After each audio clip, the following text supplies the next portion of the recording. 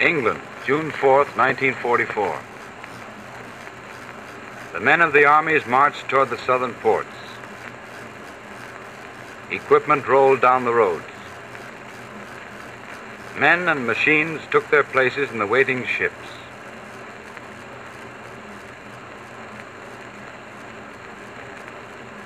The men were British, American, Canadian, some of them veterans of Africa, Sicily, and Italy, some new to battle.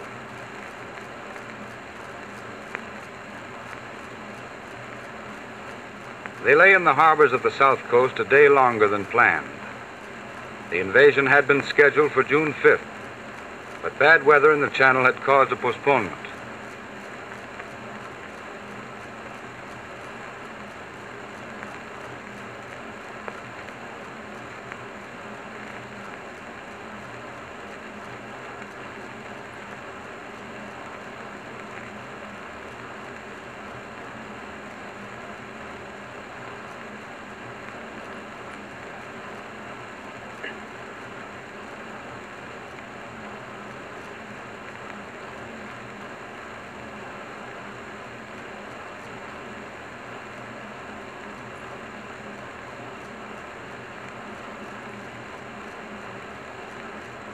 From the air, the German coastal defenses were hit by every type of Allied aircraft.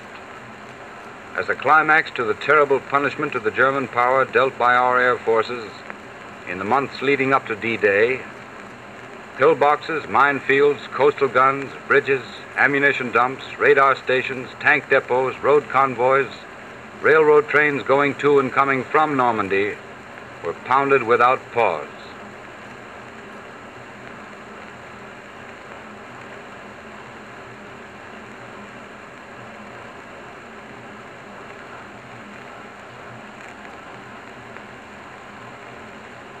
The weather was still bad on the 6th, the sea promising to be choppy and dangerous.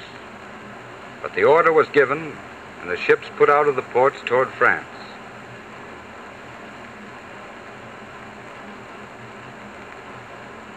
On board, the men were quiet, tense, grimly elated. The long years of training and waiting were behind them. Just over the horizon was the beginning of the final battle against the Germans. They could look around them and see the overwhelming strength that had poured from the Allied docks, factories, and arsenals.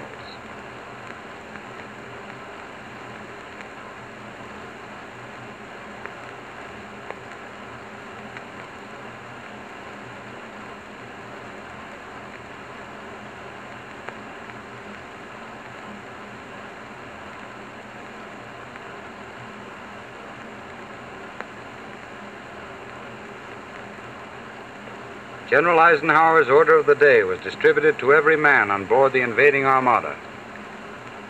Soldiers, sailors, and airmen of the Allied Expeditionary Force, you are about to embark upon the great crusade toward which we have striven these many months.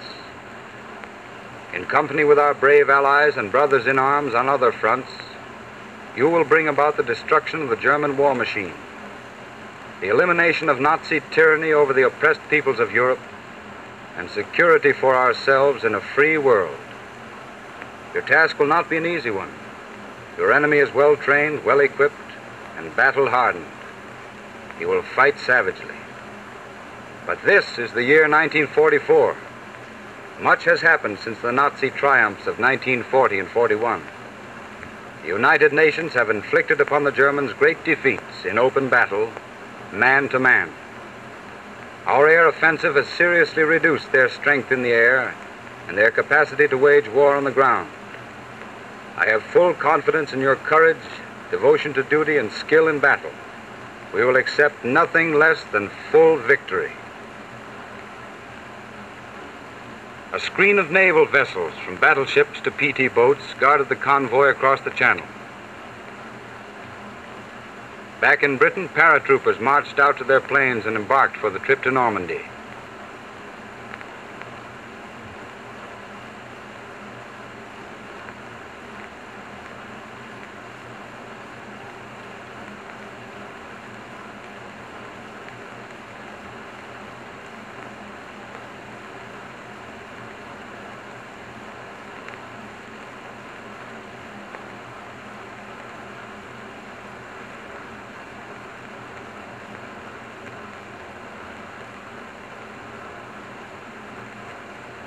The planes took off while the invading convoys were still far from the French coast.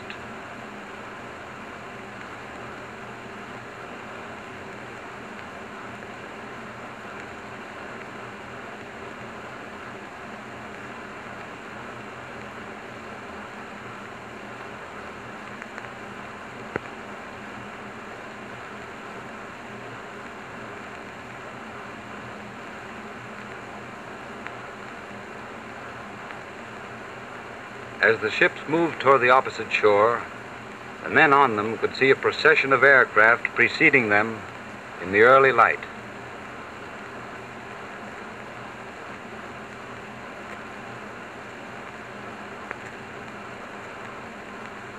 Offshore, the combined fleet swung into battle stations and marched up and down the coast, softening the surviving German installations with a murderous barrage.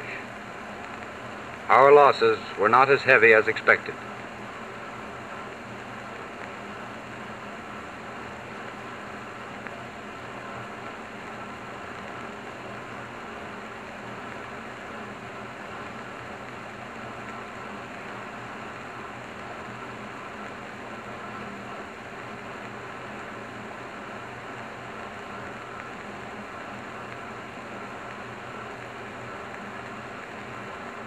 While this was going on, other airborne troops in gliders and tow planes prepared to take off from Britain.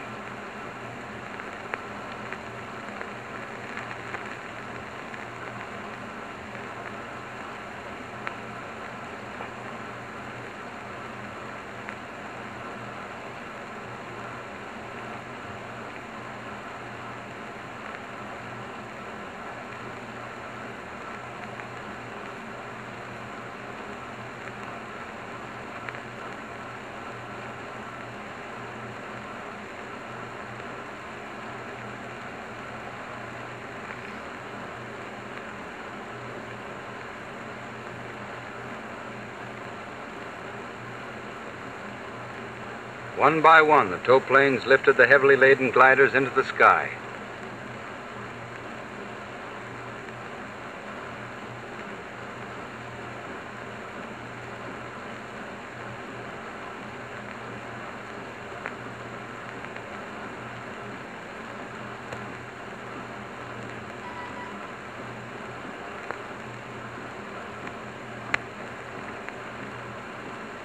Now the shock troops of the invasion swung down the nets to the landing craft.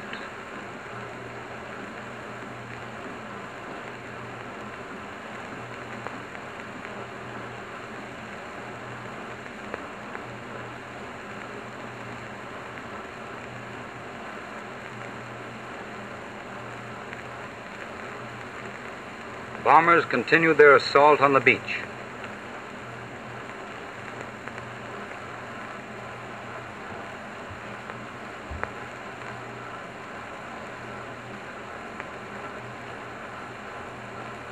In a duel with a shore battery, at point-blank range of a mile, U.S. destroyer Corry was sunk.